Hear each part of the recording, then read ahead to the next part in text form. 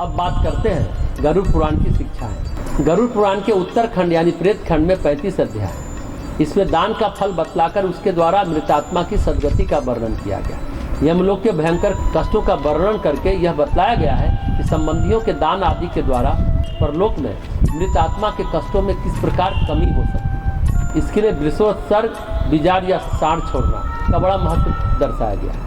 यमराज के न्यायालय और उनके कार्याध्यक्ष चित्रगुप्त के स्थानों का वर्णन भी कई जगह विस्तार पूर्वक किया गया है। इसका उद्देश्य यही हो सकता है कि जनसाधारण उन पाप कर्मों से यथासंभव बचकर रहे जिनके कारण यमलोक में कष्ट पाने की संभावना है।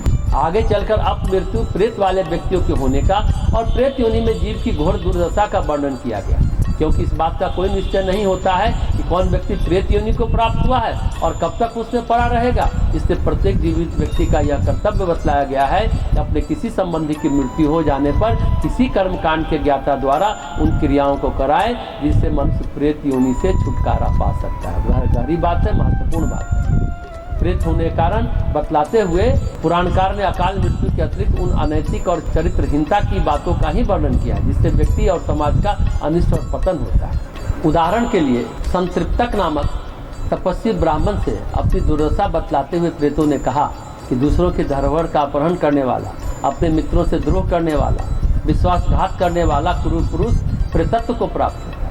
इसी प्रकार ब्राह्मण, देव, मंदिर और गुरु की संपत्ति हरण करने वाला, अपनी माता, भगिनी, भार्या, पुत्रवधू तथा पुत्री का कोई दोष न होने पर त्याग देने वाला भी प्रेत हो जाता है।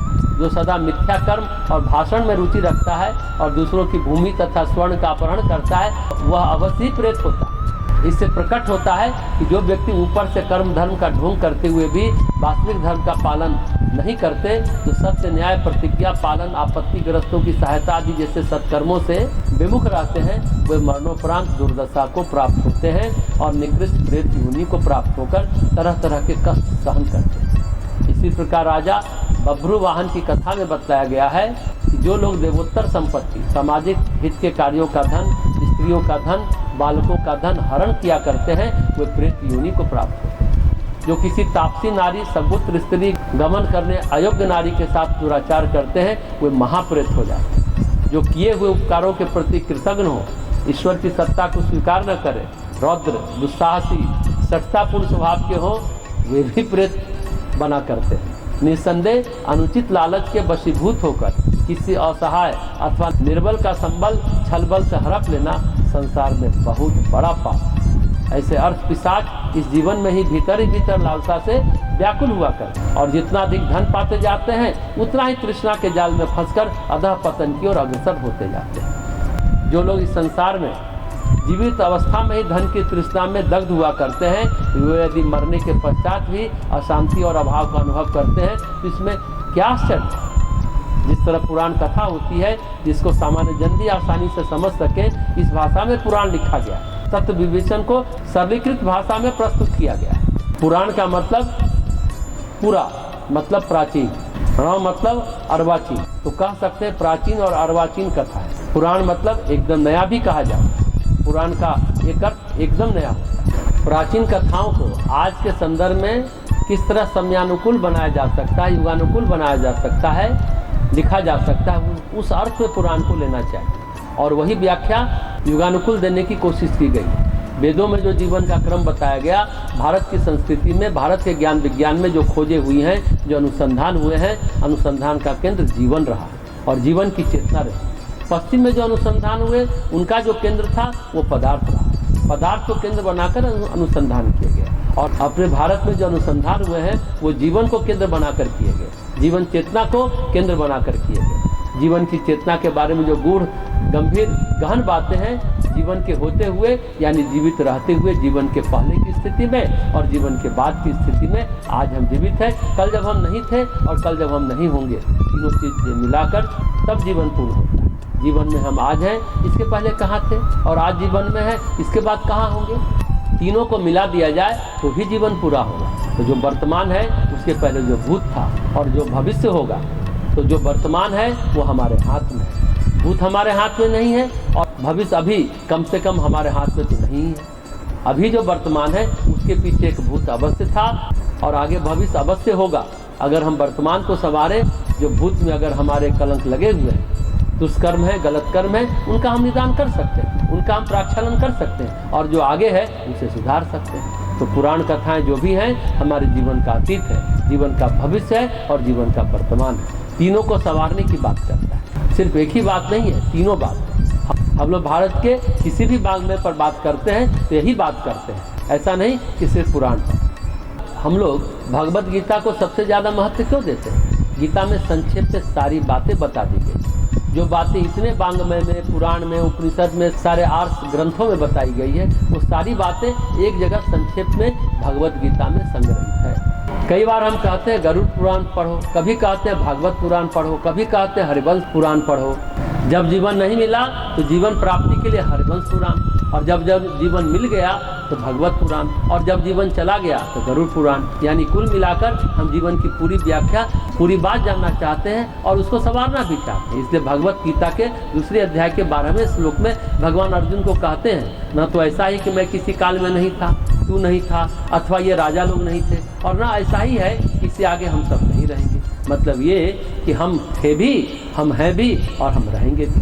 फिर कहते हैं भगवान, जैसे जीवात्मा इस देह में बालकपन, जवानी और वृद्धावस्था होती है, वैसे अन्य शरीर की भी प्राप्ति होती है। इस विषय में धीर पुरुष मोहित नहीं होते, वे मृत्यु को मृत्यु नहीं मानते, अपितु उसे दूसरे जीवन का संकेत भर मानते। इस विषय को एक छोटी सी कहानी से हम समझ सकते हैं कि कैसे मृत्यु का जलपान ही जीवन है। एक बार जीवन है क्या, इस रहस्य का उद्घाटन करने के लिए मर्मज्ञों की परिषद बुलाई गई और पूछा गया कि जिसने जीवन को जैसा पाया वो अपनी मान्यता व्यक्त करे। बादल बोला जीवन एक घुटन भर है, चंद्रमा ने कहा आंख मिचौनी, पवन ने बताया दिशाहीन निरुद्देश भटकर, समुद्र ने बताया विशालता, बूंद बोली जीवन पतन के अतिरिक्त कुछ नहीं, अंकुर बोला अभिनव अवसर, सरोवर ने कहा मर्यादा का बंधन, नदी ने बताया सतत प्रवाह। बात बढ़ती गई, भाष्यकार बहुत थे, विवाद का अंत न दिख पड़ा, तो मृत्यु ने कहा तुम सब मिलकर जितना जानते हो मैं जीवन के बारे में उससे असंख्य गुना जानती हूँ। मैं अपने उस जलपान के संबंध में अंततः सबका क्षय होना ही है, यह सनातन सत्य है, साथ ही एक वरदान भी। इस पर दुख किस बात का, यही सोचकर धीर पुरुष मोहित नहीं होते। मरने के बाद नरक मिलेगा या स्वर्ग मिलेगा, या हम सब सुख पाएंगे या दुख पाएंगे। मनुष्य हमेशा एक ही लोक में रहता है, ध्यान देने की बात है, दो लोक में नहीं रहता है।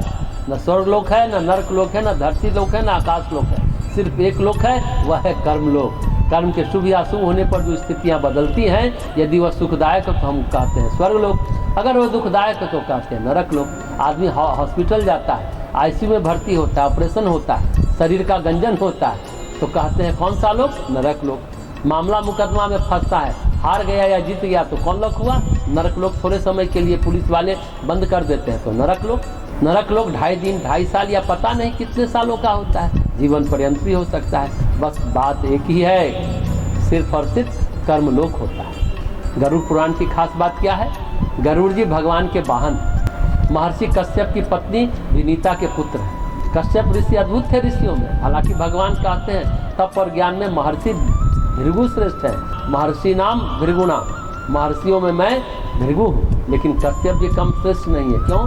क्योंकि जितनी भी संतानें हैं सब कश्यप ऋषि की संतान है। जीव जंतु पशु पक्षी सभी, देव दानव मानव सभी, ब्रह्मा के बाद प्रजापति है कश्यप। कश्यप प्रजापति की ही सब संतान है। कश्यप की बहुत पत्नियां हैं, जितने तरह के प्राणी हैं उतनी तरह की पत्नियां हैं, उतने तरह का जीवन है। हम लोग यहाँ सिर्फ गरुड़ जी की बात कर रहे हैं, तो माता विनीता और पिता कश्यप के पुत्र हैं। विनीता से उत्पन्न होने के कारण उन्हें कहा गया वनिते। कश्यप की दूसरी पत्नी कद्रु थी, इसलिए विनीता और कद्रु के बीच थोड़ा सौतिया डाह था। कद्रु के मन में ज़्यादा था, लेकिन विनीता के मन में उतना नहीं था। कद्रु कही कि हमें संतान चाहिए, पति के पास जाकर बोली, तो कश्यप ऋषि ने वरदान दिया, तो नाग प्रजाति पैदा हुई। नाग प्रजाति भी 2 तरह की होती है, एक सर्प और नाग। सर्प यानी सरकने वाला, और नाग उपदेवताओं की प्रजाति है, कोई इच्छाधारी है। कोई मनुष्य के रूप में भी हो सकते हैं, सर्प के रूप में भी हो सकते हैं, विविध रूपों में रह सकते हैं नाग। श्रेष्ठम नागों में कहते हैं बाष्पी हो, करकोटक हो, शेष नाग हो, पद्म हो, 12 नाग है, वो सब कश्यप की संतान यानी कद्रु की संतान है, यानी माता कद्रु की संतान। कद्रु और विनीता के बीच एक प्रश्न उठा, सूर्य के घोड़े का रंग सफेद या काला? कद्रु ने कहा काला। विनीता ने कहा सफेद। कद्रू ने संकेत कर दिया, सभी सर्प लिपट गए घोड़ों पर तो सूर्य के घोड़े काले दिखाई देने लगे। विनीता के साथ छल हुआ। विनीता भोली भाली थी, वह समझ नहीं पाई, क्योंकि शर्त में यह तय हुआ था कि जो हारेगा वो दासी बनेगा, तो विनीता दासी हो गई। ये कद्रू, विनीता जितनी पत्नियां हैं सब प्रजापति दक्ष की संतान है। कुछ पत्नियां कश्यप के साथ ब्याही गई, कुछ चंद्रमा के साथ ब्याही गई, महादेव के साथ सती ब्याही गई। प्राय दक्ष प्रजापति की संतानों से शक्तिशाली थी। विनीता को लगा कि कैसे दासत्व से मुक्ति मिले, तो प्रार्थना की कोई तो हमारा ऐसा भी बेटा हो जो हमें मुक्त कराए। कश्यप ने आशीर्वाद दिया, व्रत का विधान बताया और बेटा हुआ। विनीता ने जो अंडा दिया वो चाहती थी कि जल्दी हो जाए। एक पक्षी थे जिसका नाम था अरुण। पूर्व प्रसव के कारण वो पैदा हुए तो कमर से नीचे अपाहिज हो गए। वो सूर्यदेव के सारथी बन गए, लेकिन उन्हें माता से कहा अब ऐसा घोर कर्म नहीं करना, समय पर ही उसको पैदा करना और उसे पुष्ट बनाना, अगले बच्चे को अच्छा पालन पोषण देना। फिर पैदा हुए गरुण। गरुण समर्थ है, गरुण यानी गरुड़। ऋषि कश्यप के आशीर्वाद से अपने पुण्य कर्मों के प्रताप से पहले अपनी माता को दासत्व से मुक्त कराया। नाग जाति ने ही ऐसा किया था, इसलिए थोड़ा नागों से बैर रखने लगे गरुण।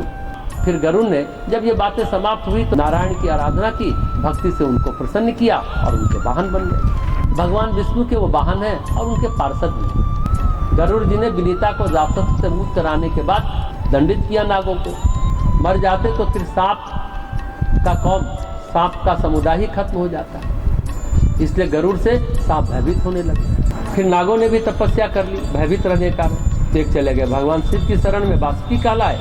एक चले गए भगवान विष्णु की शरण में, शेषनाग बन गए। नागों ने भी तपस्या, लेकिन गरुड़ भगवान के प्रिय वाहन हो गए। भगवान ने उनको अपना लिया। हर भक्त भगवान से पूछता है, जैसे अर्जुन ने पूछा, जब भगवान प्रसन्न होते हैं तब वह प्रश्न करता है। पहले मनुष्य आत्म कल्याण करता है, फिर आत्म कल्याण से लोक कल्याण करता है। तो गरुड़ ने भगवान से लोक कल्याण के लिए प्रश्न किया, भगवान जीवन का स्वरूप क्या है, जीवन कर्म क्या है, जीवन के बाद क्या होता है, लोग अकाल मृत्यु में कैसे मरते हैं, जीवन के बाद दुष्कर्म करने वालों की क्या गति होती है, फिर मनुष्य किन किन कर्मों का सहारा लेता है। तो गरुड़ पुराण में जैसे अन्य पुराणों में है, जीवन और जीवन के साधन बताए गए हैं। जीवन क्या है, फिर जीवन को श्रेष्ठ बनाने के साधन क्या हैं, शरीर के आरोग्य के लिए, मन के आरोग्य के लिए, जीवन के आरोग्य के लिए क्या करना चाहिए। शरीर के आरोग्य के लिए आयुर्वेद शास्त्र है, जीवन के आरोग्य के लिए रत्न विद्या है, पुष्पराज वैदुर मणियों की चर्चा है, आयुर्वेद शास्त्र की भी चर्चा है गरुड़ पुराण में, और ज्योतिष शास्त्र की भी चर्चा है। जीवन से संबंधित जो उपाय और उपक्रम है वो भी है कथाओं के माध्यम से। गरुड़ पुराण में भी बताया गया है कि जीवन को कैसे जिया जाए। जीवन में जो राजा लोग हैं, महान लोग हैं, उनसे हम सीख सकते हैं और अपने जीवन को संवार सकते हैं। अन्य पुराणों की भांति गरुड़ पुराण भी इन सब चीज़ों से भरा पूरा है। जब यह अन्य पुराणों की ही तरह है तो इससे विशेष बात क्या है। मृत्यु के पश्चात जितना सम्यक और समुचित और विस्तृत वर्णन गरुड़ पुराण में है, उतना अन्य किसी पुराण में नहीं दिया। गरुड़ पुराण वो पुराण है जो ये बताता है कि जीव को मरने के बाद किस क्रम में, किस नरक में, किन कर्मों के कारण क्या क्या होता है और उसे बचने के लिए क्या क्या करना पड़ता है। इन सभी तथ्यों का विस्तृत विवेचन गरुड़ पुराण में बताया गया है। जो दिवंगत आत्मा के लिए उनके घर वाले, मित्र, कुटुंब, संबंधी, परिजन, रिश्तेदार, सहयोगी उनके लिए क्या कर सकते हैं, यह स्पष्ट रूप से गरुड़ पुराण में बताया गया है। तो जीवन के पश्चात का जो वर्णन है, चाहे वो मरणोत्तर कर्म हो या श्राद्ध कर्म हो, जो भी कर्म है मृत्यु के पश्चात का गरुड़ पुराण में उसका बृहत वर्णन है, अन्यत्र इतना नहीं है। इसलिए गरुड़ पुराण उन लोगों के लिए श्रेष्ठ है, उस ज्ञान के लिए श्रेष्ठ है। मरने के पश्चात यदि हम अपने परिजनों को, अपने संबंधियों को सद्गति देना चाहते हैं तो कैसे दे सकते हैं, किस विधि से दे सकते हैं, किस तरह से दे सकते हैं, जीव के जीवन का उद्धार कैसे हो सकता है। इसलिए गरुड़ पुराण की महिमा अन्य पुराणों से ज़्यादा है। गरुड़ पुराण की शिक्षा सत्कर्म है, सद्विचार है, सद्भाव है। शिक्षा ये है कि जीते जी जो कर्म करते हैं, व्रत करते हैं, उपवास करते हैं, सत्कर्म करते हैं, जो दान करते हैं, जो पुण्य करते हैं, जो शुभ करते हैं, ध्यान रखें वो अभी और आने वाले काल में भी साथ रहता है। ध्यान रखें, जिस प्रकार शुभ कर्म आपका पीछा नहीं छोड़ता, उसी तरह अशुभ कर्म भी आपका पीछा नहीं छोड़ता। कबीरदास ने कहा है, दुख में सुमिरन सब करे, सुख में करे न कोई, जो सुख में सुमिरन करे दुख काहे को हो। लेकिन हम दुख में सुमिरन करते हैं, पर सुख के आने के बाद हम सुमिरन बंद कर देते हैं। जैसे सप्तधान का दान जो सप्त ग्रहों को पोषित करता है और हमें पुण्य लाभ देता है। ज्योतिष शास्त्र कहता है हमें अशुभ ग्रहों का दान करना चाहिए, वजन के बराबर दान की बात है, जिसे तुला दान कहते हैं। लेकिन तुला दान के बारे में कोई नियम नहीं है, चाहे शुभ ग्रह हो चाहे अशुभ ग्रह हो, सब ग्रहों का दान करना चाहिए। कहाँ देना चाहिए, कब देना चाहिए? तो तीर्थ क्षेत्रों में तुलादान करना चाहिए। सप्तधान का दान हमेशा करना चाहिए, वो सभी जगह करना चाहिए। ग्रहों के अनिष्ट निवारण के लिए दान देना चाहिए। महादशा का भी दान देते रहना चाहिए।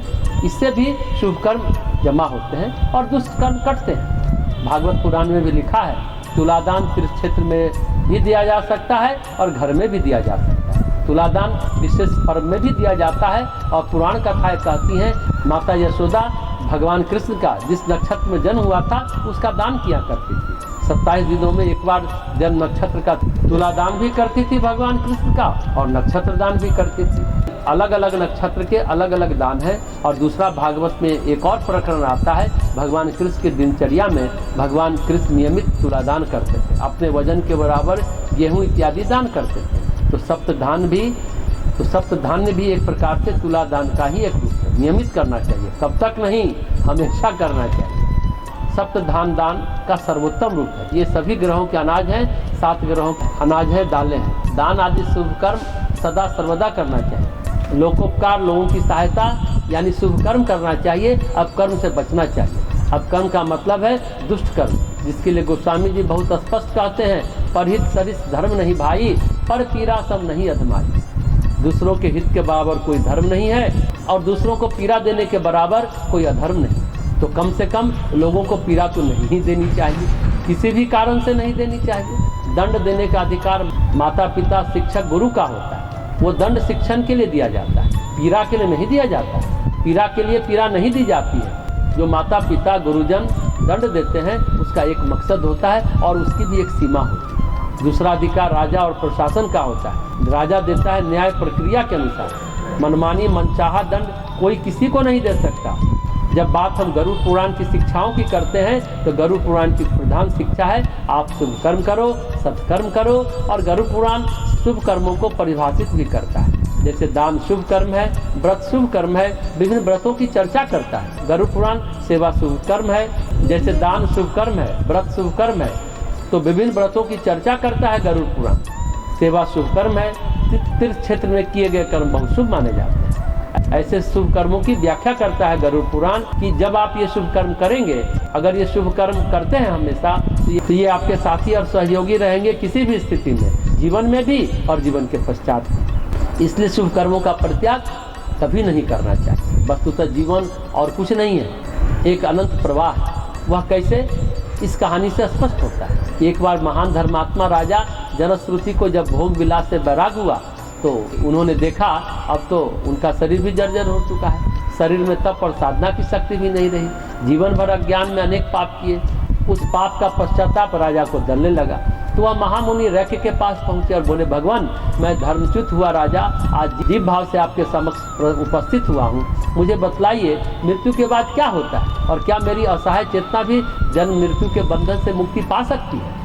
महामुनि रैक्य ने बताया, राजन जब मृत्यु का समय आता है तब सब इंद्रियों की वृत्ति वाणी में विलय हो जाती है, यानी कि वृत्ति मन में और मन की वृत्ति तब प्राण में परिवर्तित हो जाती है। जागृत अवस्था में 5 कर्मेंद्रियां और 5 ज्ञानेंद्रियां मन की इच्छाओं पर नाचती थी, पर मृत्यु के पश्चात मन प्राण चेतना के वश में चला जाता है। तब प्राण ही जीवन भर की स्थिति के अनुरूप नए निर्माण में जुट जाता है। वह निर्माण चाहे अच्छा हो या बुरा, इसका निर्णय चेतना के शरीर छोड़ते समय ही हो जाता है।